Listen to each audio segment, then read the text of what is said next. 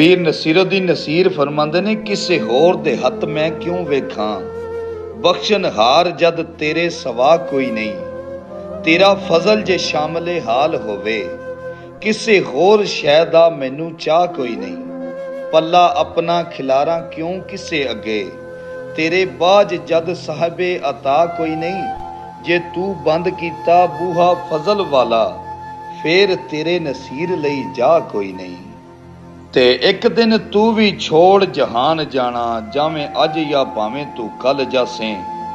ਜਿਹੜਾ ਤੈਨੂੰ ਹੈ ਅੱਜ ਅਰੂਜ ਮਿਲਿਆ, ਥੀ ਸੱਟ ਕੇ ਸਭ ਕੁਝ ਚੱਲ ਜਾਸੇ। ਹੱਥ ਪਲੜਾ ਗੁਨਾਹਾਂ ਦਾ ਫੜ ਕੇ ਤੇ, ਕਿਹੜੇ ਮੂੰਹ ਨਾਲ ਉਸ ਦੇ ਵੱਲ ਜਾਸੇ। ਇਸ ਜ਼ਿੰਦਗੀ ਦਾ ਆਖਰ ਇੰਜਾਮ ਸਜਣਾ, ਹੋ ਕੇ ਮਿੱਟੀ ਤੇ ਮਿੱਟੀ ਵਿੱਚ ਰਲ ਜਾਸੇ।